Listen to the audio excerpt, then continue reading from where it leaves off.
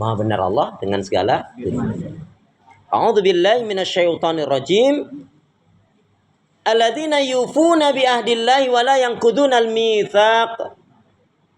Walladzina yasiluna ma amarallahu bi ayyusal. Wa yakhshawna rabbahum wa yakhafuna su'al hisab.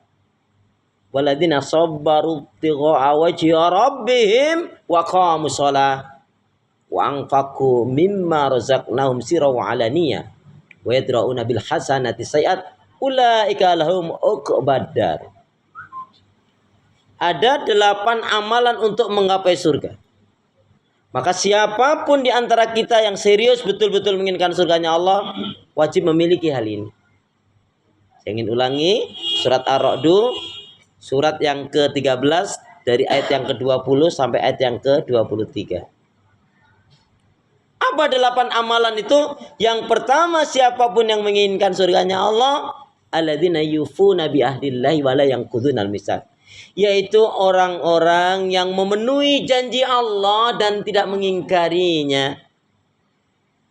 Siapa yang dimaksudkan orang-orang yang memenuhi janji Allah dan tidak mengingkarinya? Rasulullah SAW bersabda, "U'budullah wahda wa la tusyriku billahi syai'an." Yaitu wajib beribadah kepada Allah, mengesahkan, mentauhidkannya dan tidak syirik. Ini yang pertama. Jadi siapapun yang menginginkan surganya Allah, maka wajib beribadah kepada Allah, mengesahkan, mentauhidkannya dan tidak syirik. Poin yang pertama ini adalah pengejawantahan dari firman Allah yang menjadi ikrar kita di dalam sholat. Kul inna sholati wa nusuki wa mahyaya wa mamati lillahi rabbil. Katakanlah sesungguhnya sholatku, ibadahku, hidup dan matiku hanya kuperuntukkan pada Allah Rabb semesta alam. Maka ikhwan dan akhwat, saudaraku seiman, pastikan semua kegiatan aktivitas yang kita lakukan, niatkan betul-betul untuk ibadah kepada Allah. Ingat loh, dunia ini nggak lama. Ingat loh, dunia ini ya. Dunia ini hanya sebentar.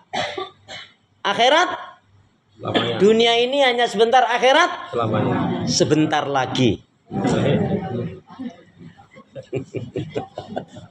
Loh iya toh? Ya. Akhirat sebentar lagi. Ya. Karena kita sedang menuju akhirat. Walal akhiratu khairul laka minal ula. Ini yang pertama. Nah, orang yang sudah bicara memenuhi janji Allah dan tidak mengingkari, yang dipikirkan, yang diucapkan, yang diperbuat ini diridhai oleh Allah tahu. Kita nggak lama hidup ini. Kalau bicara kematian, saya yakin semua yakin akan mati. Pasti. Ya. Teman, sahabat, saudara kita Allah yarham, di antaranya Pak Kondang juga sudah mendahului kita. Kita pun semua akan menyusul. Tapi pastikan tadi, ubudullaha wahda wa la tusyriku billahi syai'a. Beribadah kepada Allah, mengisahkan, mentauhidkannya dan tidak syirik. Nanti ada bahasan tersendiri, yaitu akibat melakukan kesyirikan. Tapi di poin ini, karena ini pertemuan perdana yang setelah kita lama tidak berjumpa, ya, kita sadari ya, Masya Allah, 8 tahun loh kita sudah ya berjalan ini. Ya. Jadi kalau ditanya teman-teman, gimana pertemuan hajinya? Alhamdulillah, nggak pernah. Ya artinya sudah lama gitu loh Bu ya. Kita iri loh teman-teman yang itu ada yang ketinggalan kok ya. Enggaknya pernah enggak. Intensifnya ini perlu ini. Ya. Ya. Jadi ini hari ini singkat saja. Yang pertama, orang yang memenuhi janji Allah dan tidak mengingkarinya. Yang kedua, orang yang gemar bersilaturahim. Nih. Alladzina yasiluna ma amarallahu bi ayyusal. Maksudnya apa? Orang yang menyambung. Maksudnya apa? Di sini adalah maksudnya silaturahim. Hikmah silaturahim itu kan barang siapa yang ingin umurnya dipanjangkan oleh Allah, maka sering-seringlah silaturahim. Enggak ada yang amin? Lama banget, harus jawabain dulu. Saya ulangi. Di antaranya hikmah silaturahim, barang siapa yang ingin dipanjangkan umurnya, sering-seringlah silaturahim. Amin. Yang kedua, barang siapa yang ingin dimurahkan, dilapangkan rezekinya, sering-seringlah silaturahim. Amin. Ini pas rezeki aminnya kenceng banget.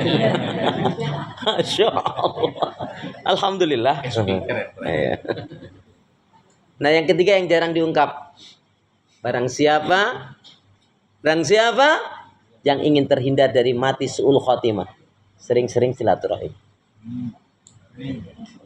Kok yang terakhir ini kok aminnya tipis banget gitu.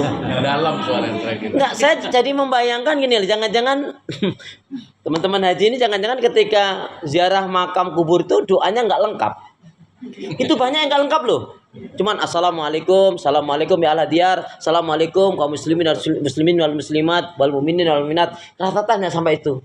Padahal ada kelanjutannya wa inna insyaallah lahikuna biha. Itu nggak dibaca. Itu kan ya. Assalamualaikum alil kubur kaum muslimin dan muslimat ya, mu'min dan mu'minat. Kan kelanjutannya apa tuh? Dan insya Allah saya akan menyusul kamu, nggak dibaca itu. Saya nggak tahu nggak dibaca itu apa nggak apa teman itu. Nggak apa, dan takut. Jangan-jangan pas bareng-bareng sama saudaranya ya pas wa inna insya Allah dipijat, emang lu udah siap? Nggak jadi deh katanya. Astagfirullahaladzim. Padahal masalah kematian itu sudah jelas kok. Ya. Tapi yang jelas bicara kematian, alhamdulillah saya paling nggak setuju kalau kematian berdasarkan abjad, itu aja. Pak Ando setuju sama saya itu ya. Dulu ya. Tapi ternyata kematian tidak berdasarkan abjad. Buktinya apa? Kiai Haji Zainuddin MZ itu. Dari Z loh itu. Ustadz Jeffrey. Berdasarkan umur. Berdasarkan panggilan. Ya, ternyata kematian bukan berdasarkan urutan, tapi berdasarkan panggilan. Ya, buktinya para jenderal itu di belakang dalam peperangan, pasukan di depan semuanya. Tapi memang kematian itu nggak harus di depan dulu, yang di belakang tetap mati juga dulu. Baik, jadi yang kedua gemar silaturahim, hikmah silaturahim paling tidak ada 3. Yang pertama, barang siapa yang ingin dipanjangkan umurnya, diberkahi umurnya, sering-sering silaturahim. Yang kedua, barang siapa yang ingin dimurahkan, dilapangkan rezekinya, sering-seringlah silaturahim. Yang ketiga ini, barang siapa yang ingin terhindar dari kematian su'ul khatimah, sering-seringlah silaturahim. Ibnu Abbas menambahkan, orang yang sering silaturahim, kesehatannya akan lebih banyak, lebih baik, ya, penyakitnya akan hilang. Amin. Yakin itu? Maaf ya, kalau kita lagi sakit, Bu, Pak, teman-teman ya. Kalau kita lagi sakit di rumah, ya Allah, jalan juga mengkekek loh gitu. Ya Allah. Ya Allah, ya Allah. Tapi kalau kita silaturahim apalagi piknik, wah Masya Allah. Jadi memang ada energi positifnya itu. Ya. Itu yang kedua.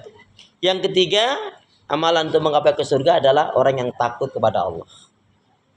Yang hari ini banyak orang yang nggak takut lagi kepada Allah. Sering kita dengar ini, contoh saja yang paling gampang. Banyak orang yang takut mengkonsumsi gula karena takut diabetes. Karena takut diabetes, dia menghindari gula. Banyak juga yang menghindari garam karena takut darah tinggi. Loh, begitu kenyataannya. Tapi pada nggak takut memakan yang haram dan riba, yang itu jelas-jelas menyebabkan ke neraka.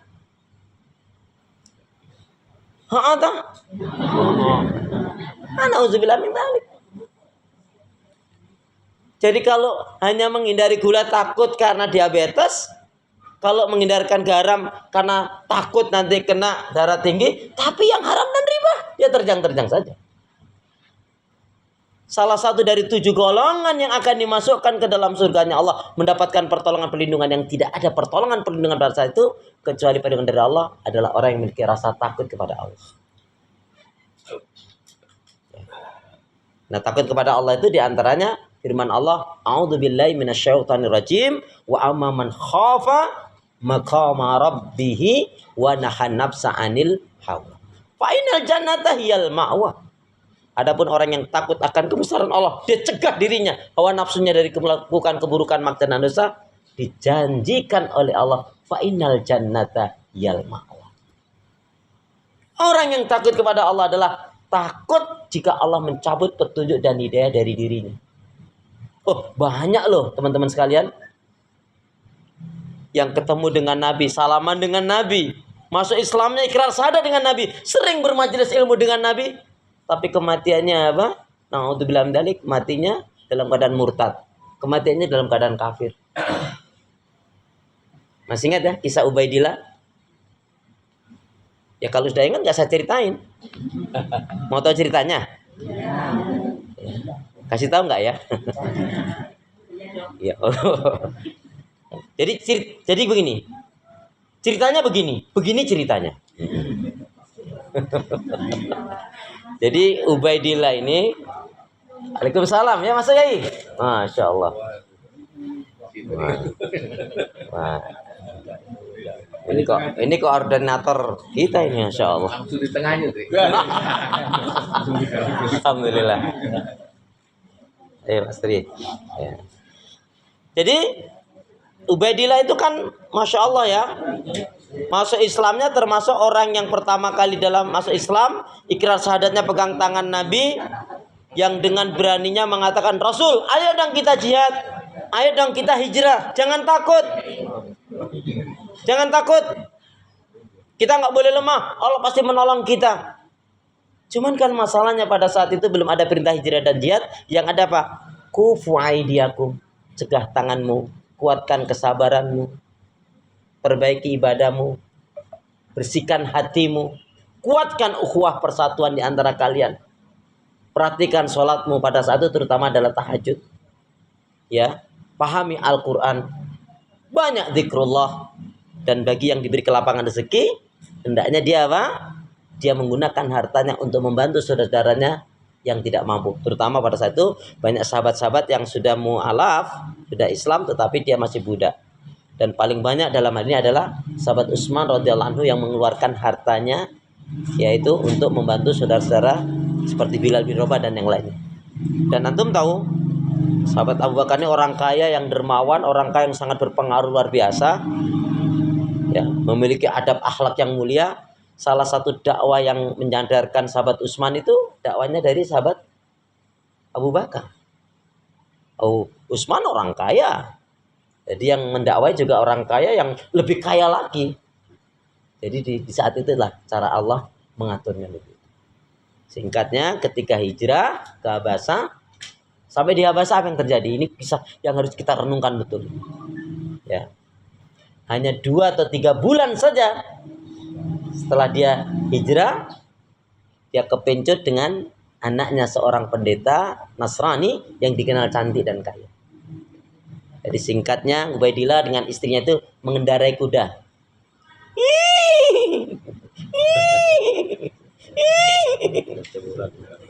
Kudanya berontak ngamuk, terjatuhlah Ubaidillah. Kemudian apa? Kuda tadi menginjak-injak kepalanya si Ubaidillah, pecah. Dan itulah orang yang pertama kali murtad. Yuk kita renungkan dengan hati yang bersih, dengan pikiran yang jernih. Ini ikrar syahadatnya pegang tangan Nabi. Sering mendengarkan ayat-ayat Al-Quran dibacakan oleh Nabi. Sering bermajelis dengan Nabi. Tetapi lihat akhir kematiannya, naudzubillah min dzalik, mati dalam keadaan murtad. Maka teman-teman sekalian, ini jangan sampai ini kita sudah dipertemukan oleh Allah di suasana yang baik. Dan tadi saya bacakan, kenapa saya ulang lagi tadi, al-hajju mabrur laisa lahul jaza ilal jannah. Tidaklah haji mabrur itu balasannya kecuali surga. Amin, gitu dong. Amin. Lama banget sih jawabannya. Masya Allah. Ya, singkatnya itu dulu aja. Nanti suatu saat kita akan ulas lagi tentunya. Biar yang 8 ini kesebut semua, atau nggak usah disebut semua. Biar nanti di rumah saya nyambungnya gitu, Pak. Oh, di sini aja gitu.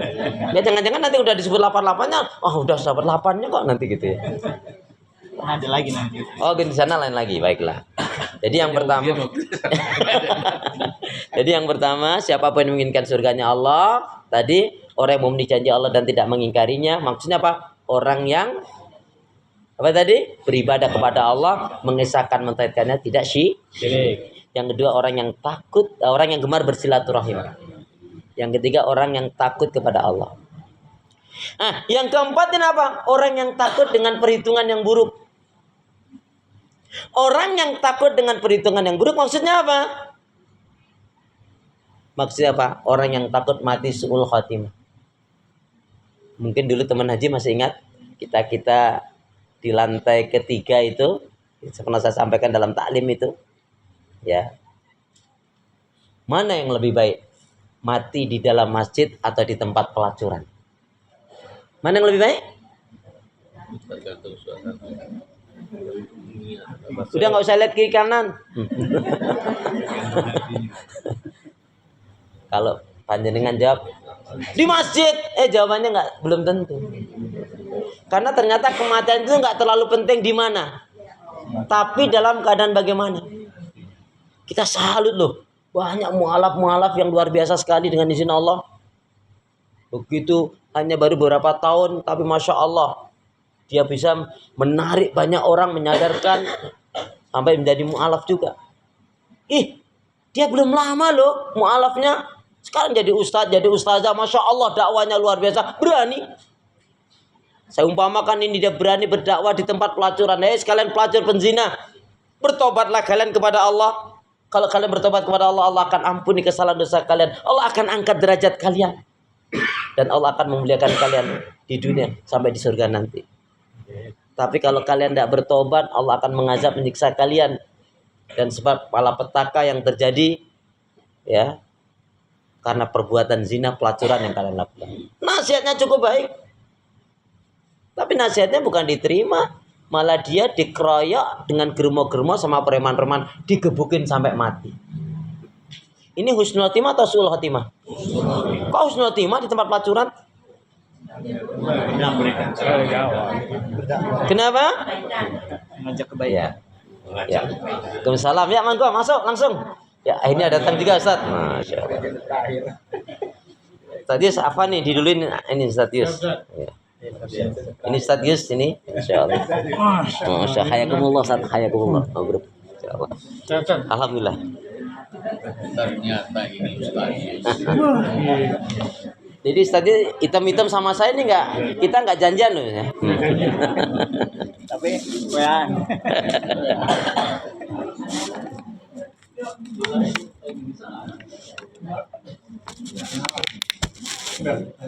Tidak ada. Baik. Jadi saya ulangi. Apa nih Ustaz? Siap, Ustaz. Ya. Jadi yang kedua apa? Ya, jadi yang kedua adalah dia matinya di dalam masjid lagi apa? Lagi nyuri kipas angin kesetrum. Itu mati sahid atau mati sangit? Positif. Jadi enggak terlalu penting mati di mana. Tapi mati dalam keadaan bagaimana? Maka nasihat berharga dari sahabat Utsman radhiyallahu anhu, masya Allah, hendaknya kalian selalu takut dan khawatir, jika sewaktu-waktu malakul maut, malaikat pencabut nyawa itu datang mencabut nyawa kalian, naudzubillah dzalik, kalian dalam keadaan maksiat dan dosa. Ya. Naudzubillah min dzalik. Jadi yang keempat ini adalah orang yang takut dengan perhitungan yang buruk, maksudnya takut mati su'ul khotimah. Berarti kita perlu belajar ini tentang kiat-kiat husnul khotimah. Ya. Sebab dengan kita tahu kiat-kiat husnul khotimah, insya Allah kehidupan kita akan lebih tertata, kita akan berjalan sebagaimana yang kita inginkan, yaitu akhir tadi, ending kita adalah mati husnul khotimah. Amin ya rabbal alamin. Yang kelima, ya. Ustaz jangan lama-lama Ustaz. Iya, saya percepat aja kalau gitu.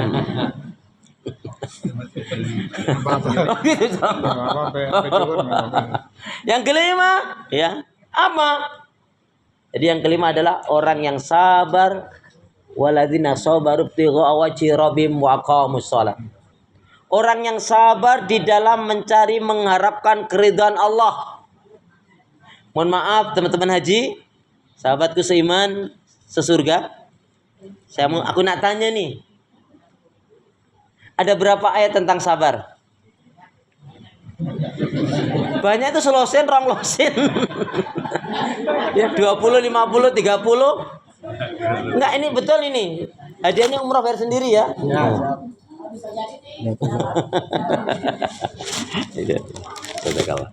Ya. Jadi ada berapa ayat tentang sabar? Sampai nggak ngerti nanti saya kasih tahu.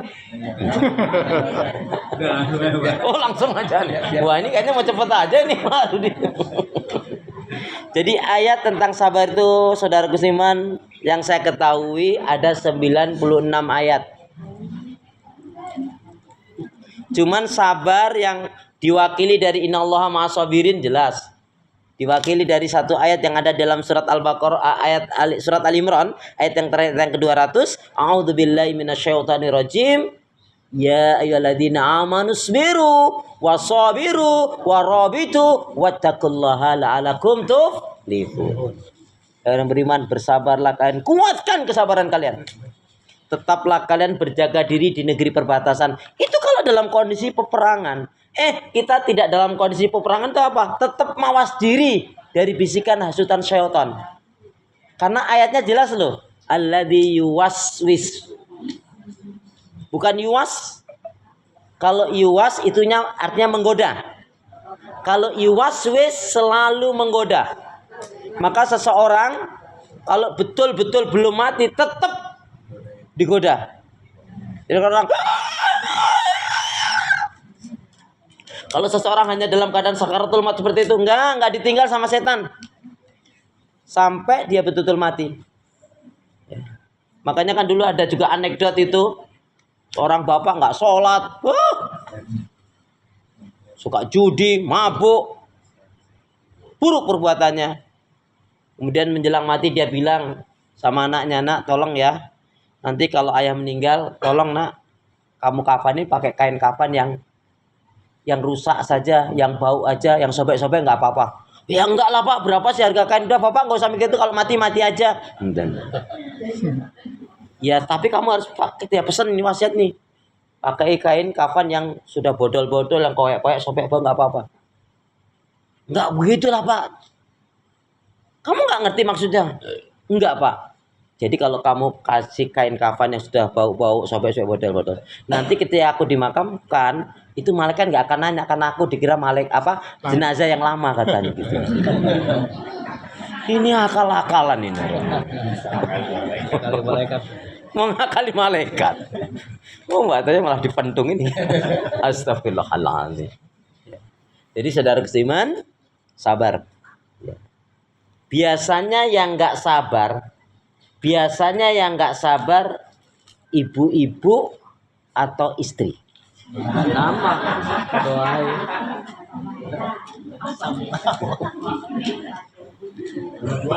Ya saya ulangi. Biasanya yang nggak sabar ibu-ibu atau istri atau ibunya anak-anak.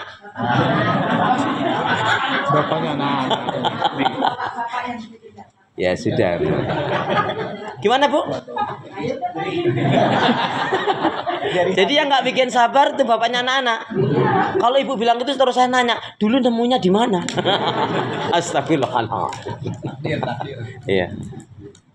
Tapi alhamdulillah di sini hamba-hamba Allah yang baik, solih dan solihah.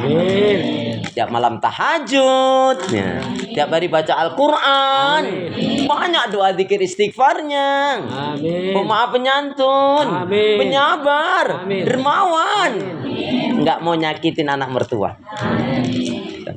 Jangan bilang ih aku banget itu gitu ya. Masya Allah. Ya, jadi yang Nah, yang keenam adalah yaitu aqimis sholah, mendirikan sholat. Untuk kita nggak usah banyak ayat kita ambil tentang sholat, itu kita ambil dari surat Maryam ayat yang ke-59. Allah Subhanahu Wa Taala berfirman, A'udzubillahi minasyaitonirrajim. Fa khalafa min ba'dim khalfun adza'u shalah wa taba'us syahawat fa sawfa yalqauna ghayyah. Boleh dibacakan surat Maryam? Coba Qurannya sama nggak dengan Quran saya? Surat Maryam surat 19 ayat 59. Fa khalafa min ba'dim khalfun adza'u shalah wa taba'us syahawat fa sawfa yalqauna ghayyah. Ya, monggo. Kemudian datanglah setelah mereka pengganti yang mengabaikan sholat dan mengikuti keinginannya, maka mereka kelak akan tersesat. Maha benar Allah dengan segala firman. Fa khalafa min ba'dim khalfun adza'u shalah wa taba'u syahawat fa sawfa yalqauna ghayyah. maka akan datanglah pengganti yang buruk yang mengabaikan sholat, yang memperturutkan hawa nafsu rendah, maka mereka pasti akan menemui kesesatan. Goya di sini ada mengartikan neraka. Ibnu Abbas radhiyallahu anhu, sepupunya Rasulullah yang pernah didoakan Rasulullah, Allahumma faqihu. Ya Allah berikanlah kepahaman kepada Ibnu Abbas tentang Al-Qur'an dan tafsirnya dan sunnah Nabi.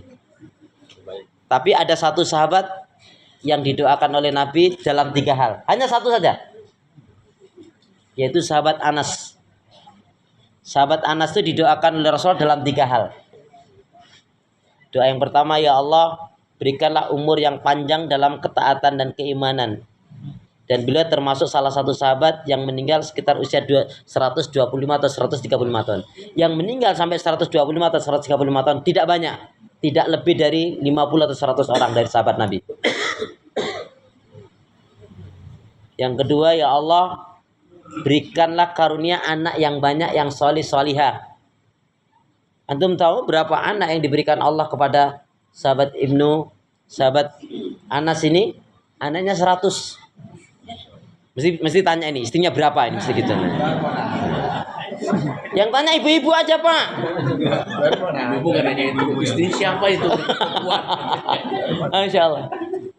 Ada yang mengatakan istrinya beliau itu 4 atau 5, tapi meninggal terus menikah lagi. Ada yang mengatakan 6. Allahu a'lam. Kalau katakanlah 6 ya, hampir rata-rata itu anaknya kembar-kembar. Gak usah panjang banget lah. Masya Allah gitu loh. Kok gitu loh. Masya Allah aja, jangan panjang banget nanti. Ya. Kemudian yang ketiga, ya Allah karuniakanlah kekayaan harta yang banyak dan halal.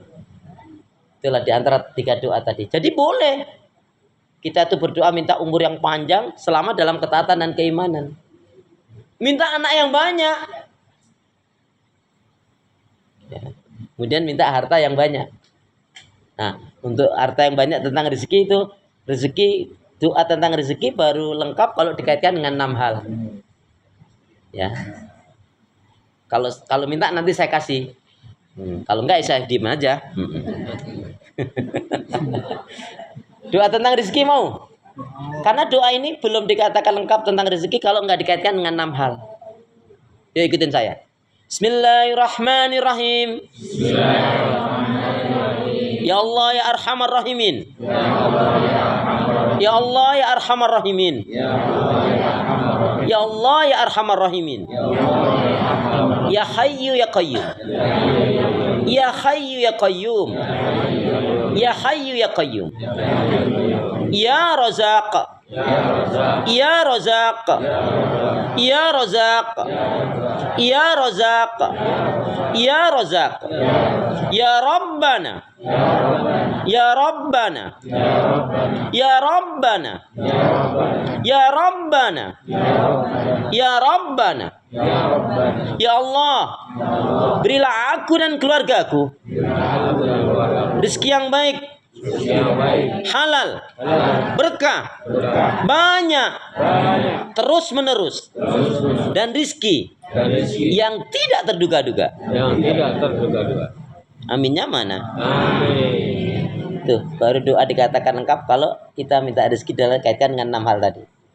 Jadi kalau selama ini panjenengan belum 6 hal ini terpenuhi, ya belum lengkap. Ustadz, aku belum 6 hal tapi kok rezekinya sudah melimpah, apa lagi? Allah a'lam bishawab. Ya. Baik. Jadi sahabat Ibnu Abbas mengatakan dari surat Maryam ayat 59 tadi, sungguh yang dimaksudkan dengan ayat yang mulia ini adalah barang siapa yang dengan sengaja dia suka menunda-nunda mengakhir-akhirkan sholatnya, maka sebenarnya dia telah berbuat maksiat dan dosa kepada Allah. Khusus para ummahat, boleh? Mohon maaf, tarik nafas sejenak boleh? Dalam satu riwayat jelaskan, ya, sholatnya kaum wanita, sholatnya kaum istri. tidak akan diterima oleh Allah Subhanahu wa taala kalau pada hari itu dia menyakiti, membuat marah, membuat jengkel suaminya. Deal, Pak? Gimana, Bu? Ulangi, Ustaz. Oh, seneng banget saya ngulangin ya. Nah, ya, saya ulangi deh. Salatnya kaum wanita, salatnya kaum istri tidak akan diterima oleh Allah Subhanahu wa taala kalau pada hari itu dia menyakiti, membuat marah, membuat jengkel suaminya. Deal ya? Ada yang mau protes? Gimana, Bu? Ya, itu tadi. Cuman saya nggak hafal. Roh Buddha atau siapa?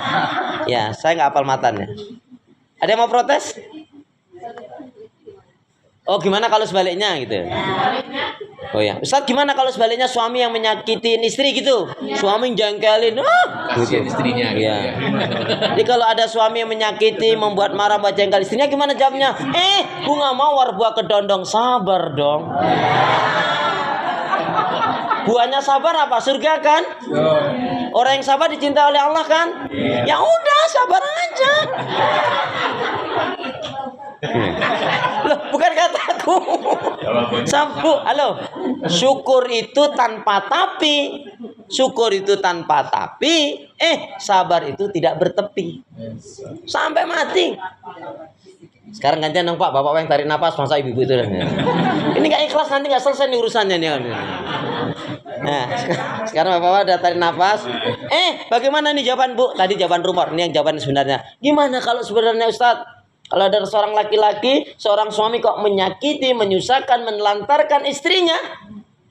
Kalau ada laki-laki suami kok menyakiti, menyusahkan, menelantarkan istrinya, dia dipandang laki-laki yang buruk, laki-laki yang bersalah, berdosa besar, dibenci oleh Allah. Dah puas. Jadi lebih berat kalau laki-laki suami yang menyakitin istri. Karena arijalu qawwamuna 'alan nisa. Laki-laki itu pemimpin bagi wanita. Tapi saya rasa kalaupun ada laki-laki yang nggak baik sama istri, saya rasa itu tidak semua laki-laki. Lagi ya. Semua, contohnya laki-laki semua yang ada di sini, masya Allah. Di sini insya Allah laki-laki yang solih semua itu loh. Amin. Karena istrinya solihah banget gitu. Masya Allah. Baik, yang ke number 7. Jadi intinya dalam masalah salat, aqimis shalah, inna sholata tanha anil fahsya'i wal munkar. Tegakkan salat, dirikan salat. Sesungguhnya salat yang benar dapat mencegah perbuatan keji dan munkar. Afan, Bapak Ibu Ikhwan dan Akhwat, ternyata salat itu yang hendaknya betul-betul kita perhatikan, terutama salat zuhur. Ya. Salat ternyata yang hendaknya betul-betul kita perhatikan, terutama salat zuhur. Saya ulangi, salat yang hendaknya betul-betul kita perhatikan, terutama salat zuhur, asar, maghrib, isya dan subuh. Itu. Masih koma ini. Jadi salat yang hendaknya betul-betul perhatikan, terutama tadi salat zuhur, asar, maghrib, isya dan subuh. Masya Allah. Udah itu. Lah iyalah. Kan Islam. Isya, subuh, luhur, asar, maghrib. Islam kalau hilang i-nya jadi Islam. Islam kalau hilang s-nya jadi Ilam.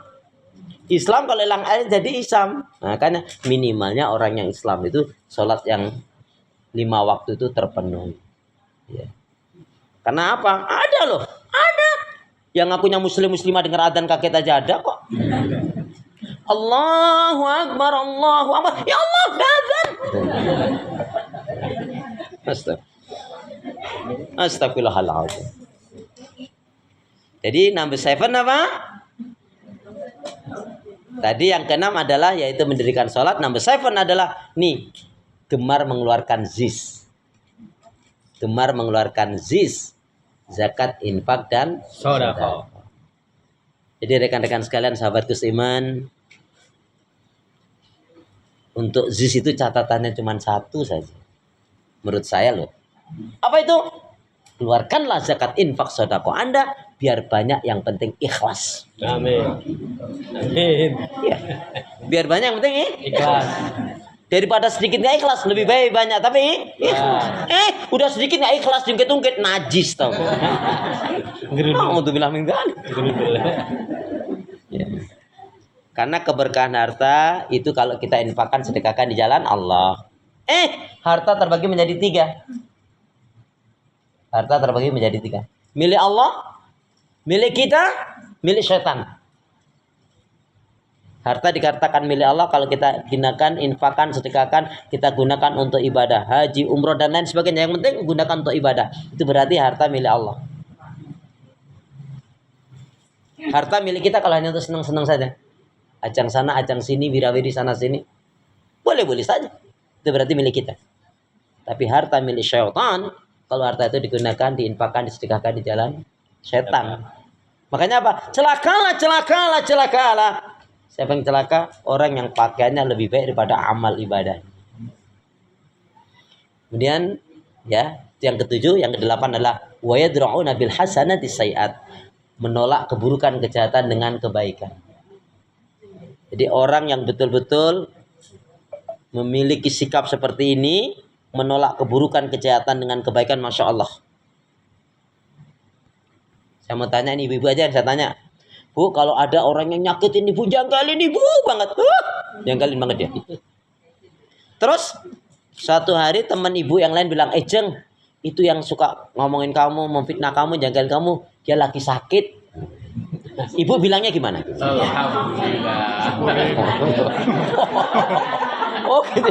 Alhamdulillah, syukur gitu. Oh gitu, saya rasain gitu salah. Tapi ada nggak tanyanya cuma halus. Emang sakitnya apa sih, Jeng? Enggak sih, cuman pilek-pilek. Oh berarti bukan doaku katanya. Berarti doanya parah banget gitu loh. Jadi ya ini kaitannya dengan kemuliaan akhlak. Ya ini kemuliaan akhlak.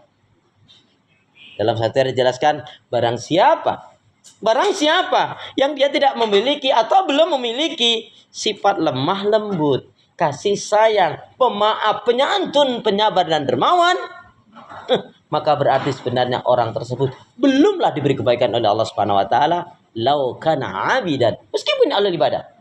Saya ulangi, barang siapa yang dia tidak memiliki atau belum memiliki sifat lemah lembut, kasih sayang, pemaaf, penyantun, penyabar dan dermawan, maka berarti sebenarnya orang tersebut belum diberi kebaikan oleh Allah Subhanahu wa taala meskipun dia ahli ibadah. Coba aku nak tanya, ya. Semuanya boleh jawab selain istri saya. Apa yang panjenengan Bapak Ibu ketahui dari 113? Ini penting sekali. Apa yang panjenengan, ikhwan akhwat, saudaraku seiman, yang Anda ketahui dari 113? Apa? Saya jawab aja, nggak apa-apa ini. Jadi 113 itu adalah setelah 112 sebelum 114. Betul nggak? Betul. Betul Pak. Itu garuk-garuk kepala Pak Yus. Betul Pak. Jadi 113 itu adalah setelah 112 sebelum 114. Maksud saya coba perhatikan surat yang ke-113 itu surat Al-Falaq. Jangan pakai upwajang nanti. Qul a'udzu birabbil falaq min syarri ma khalaq wa min syarri ghasikin idza waqab wa min syarri nafasati fil uqad wa min syarri hasidin idza hasad. Kita sudah haji, sudah umroh, sudah sholat, sudah doa zikir baca Quran. Kalau masih punya sifat hasad, iri, dengki, dendam pada orang lain, berarti hati kita masih kotor. Nabi pemaaf enggak? Allah pengampun enggak? Ampun. Kalau pendendam iblis atau setan atau jin? Semua. Berarti yang mendendam, yang membenci Iblis. jangan kencang-kencang. Temennya lah Pak gitu. Astagfirullahaladzim. Gimana hati kita mau bersih? Kalau dia sudah nyakitin, maafkan, selesai. Salah satu sifat orang yang bertakwa teh. Mudah memaafkan. Nabi dihina, dimaki, dimaafkan orang itu. Ibunda Aisyah radhiyallahu anha ada mengatakan difitnah, berselingkuh.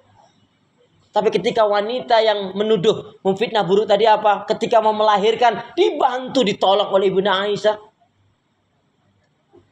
Ketika itu ada yang mengatakan, anaknya si Yahudi yang memfitnah, mengatakan, hai anakku putriku, pergilah engkau ke rumah Aisyah. Untuk apa ibu? Kamu ngerti nggak aku ini mau melahirkan adikmu ini? Ibu ini jahat banget. Dosa ibu kelewat. Ini anaknya saja apa? Nggak yakin karena memang ibunya dosanya udah kelewat banget. Dalam keadaan lunglai gontai dia datang menemui Ibunda Aisyah. Ibunda Aisyah itu salah satunya diberi kepandaian, kecerdasan, banyak hafal Quran dibanding istri yang lain, juga hadis-hadis Nabi, ya. Dan beliau ahli faraid. Banyak sahabat-sahabat itu bertanya kepada Ibunda Aisyah sebelum setelah Rasulullah wafat. Kemudian juga Ibunda Aisyah ini diberi selain kecerdasan apa? Ahli dalam persalinan. Banyak wanita-wanita Yahudi Nasrani masuk Islam, salah satunya Fasilah dengan beliau membantu dalam persalinan. Cuman qadar Allah takdirkan beliau ya tidak dikaruniai oleh Allah anak. Orang mengatakan wajahnya cantik bak bidadari, tetapi Allah takdirkan tidak diberi anak. Dan hebatnya Allah, Masya Allah, Allah memberikan contoh itu kepada Ibunda Aisyah. Mungkin kalau istrinya bukan istrinya Rasul, ya mungkin ada orang gitu, itu istrinya Nabi. Singkat cerita, ada wanita muslimah yang minta tolong Ibunda Aisyah, ibu saya mau melahirkan. Kemudian si wanita Yahudi tadi yang anaknya tadi datang, Ibunda Aisyah tolong ibu saya. Ibu-ibu saya tanya, kalau jenengan yang jadi dokter, jadi bidannya, yang ditolong yang muslim atau yang Yahudi? Ya, sebab kalau rumah sakit yang bawa duit ini masalahnya. Ya. Kalau enggak diurus ini. Bunda Aisyah tanya, gimana keadaan ibumu kepada muslim? Ibu saya sudah merasa sakit dan mau melahirkan. Kalau kamu bagaimana? Bunda Aisyah ngerti banget. Ibu saya sudah mau melahirkan, sudah pecah ketubannya. Maka beliau berkatakan kepada yang muslimah, kamu pulang dulu ya, insya Allah ibumu masih lama. Kemudian beliau menuju ke rumahnya wanita Yahudi tadi itu. Coba saya tanya, kalau jenengan ibu-ibu, ini wanita jahat sama ibu, kemudian dia mau ngelahirin, ibu bantu nggak? Bantu nggak? Jangan-jangan kalau bantu awas nih kesempatan mitos gitu.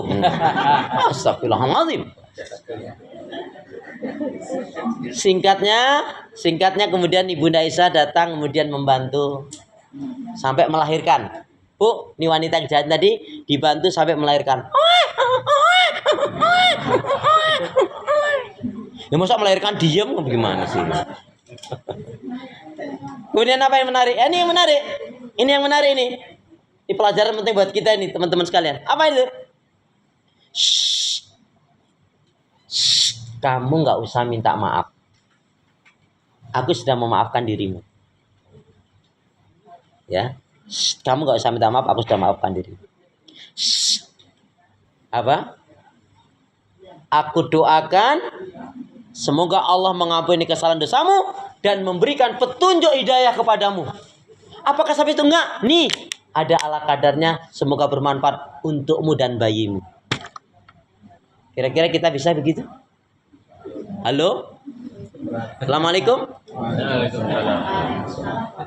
Loh, haji yang mabrur itu masalah sepele. Ngapa diinget-inget orang? Yang jelek-jelek, yang salah, yang pernah menyakiti kita, kita ikhlas tuh pahalanya besar. Mau memaafkan, Masya Allah. Saya bisa memaafkan Ustaz, tapi keingetan terus. Jadi saudara kita, teman kita itu kan pernah ngasih nasihat kita, kalau orang tua tuh udah landu, udah lali, ikhlasin aja kan gitu kan. Jadi mana ikhlasin saja itu apa? Maafkanlah dia, lupakanlah keburukan kesalahan dosanya, doakan yang baik-baik. Itu maknanya. Jangan kita kotori. Untuk apa? Ada sampah, ada virus kotor dalam hati kita, dalam pikiran kita. Ingat-ingat kejelekan orang. Kita tuh baru tahu dikatakan orang yang betul-betul sabar ketika kita diuji, disakiti. Mbok jadilah seperti pohon, pohon buah, dilempar pakai batu, dia berikan buah. Jangan bilang, tapi susah Ustaz, itu sudah usah bilang kalau gitu. Ya. Jadi itulah 8 amalan untuk menggapai surga. Semoga kita memilikinya semuanya. Amin ya Rabbal. Saya ulangi, surat Ar-Ra'd surat yang ke-13 ayat 20 sampai 23 ada 8 amalan untuk menggapai surga. Yang pertama, orang yang memenuhi janji Allah dan tidak mengingkarinya. Orang yang memenuhi janji Allah tidak mengingkarinya, maksudnya apa? Orang yang beribadah kepada Allah, mengesahkan mentauhidkannya dan tidak syirik. Kemudian orang yang gemar bersilaturahim. Yang ketiga, orang yang takut kepada Allah. Kemudian yang keempat, orang yang takut dengan perhitungan yang buruk, takut mati suul khatimah. Yang kelima, orang yang sabar dalam mencari mengharapkan keridhaan Allah. Dan yang keenam adalah orang yang mendirikan sholat. Number 7, yang ketujuh adalah orang yang gemar mengeluarkan zakat, infak dan sedekah. Yang kedelapan adalah orang yang orang yang membalas keburukan kejahatan dengan kebaikan. Boleh kita berdoa. Bismillahirrahmanirrahim. Bismillahirrahmanirrahim. Allahumma khtim lana. Allahumma khtim lana. Allahumma khtim lana Allahumma khtim lana bil Islam. bil Islam. Wakhtim lana Wa khtim lana bil iman. bil iman. Wakhtim lana Wa khtim lana bi husnil khatimah. bi husnil khatimah. Ya Allah, Ya Allah, akhirilah kehidupan kami berilah kehidupan dengan Islam, dengan Islam dengan iman dan iman dan husnul khatimah. dan husnul khatimah. Ya Allah, ya Arhamar Rahimin, Ya Allah, ya Allah, jadikanlah aku Jadikanlah hamba yang sabar, hamba yang sabar, syukur, syukur, taat ibadah, taat ibadah, istiqomah istiqamah dalam kebaikan dan kebenaran, dalam kebaikan dan kebenaran, dan matikanlah dan matikan dalam keadaan husnul khatimah. husnul khatimah. Ya Allah, ya Arhamar Rahimin, Ya Allah, ya Allah, jadikanlah aku jadikanlah hamba yang sabar, hamba yang sabar, syukur, syukur, taat ibadah, taat ibadah, istiqomah istiqamah dalam kebaikan dan kebenaran, dalam kebaikan dan kebenaran, dan matikanlah dan matikan dalam keadaan dalam keadaan husnul khatimah. husnul khatimah. Ya Allah, ya Arhamar Rahimin, Ya Allah, ya Arhamar Rahim, berilah aku berilah aku hati yang bersih, hati yang bersih, pikiran yang jernih, pikiran yang jernih, lidah lisan yang selalu jujur, lidah lisan selalu jujur, akhlak yang mulia, akhlak yang mulia, hidup dan mati hidup dan mati dalam ketaatan, dalam ketaatan, keimanan, iman, ibadah, ibadah, sabar, sabar, dan syukur. dan syukur. Lebih semangat. Ya Allah, ya Arhamar Rahimin, Ya Allah, ya Arhamar, berilah aku berilah hati yang bersih, hati yang bersih, pikiran yang jernih, pikiran yang jernih, lidah lisan yang selalu jujur, lidah lisan selalu jujur, akhlak yang mulia, akhlak yang mulia, hidup dan mati hidup dan mati dalam ketaatan, dalam ketaatan, keimanan, iman, ibadah, ibadah, sabar, sabar, dan syukur. dan syukur. Aminnya mana? Amin. Amin ya Rabbal Alamin. Semoga bermanfaat. Subhanakallahumma bihamdika asyhadu an la ilaha illa anta astaghfiruka wa atubu ilaik.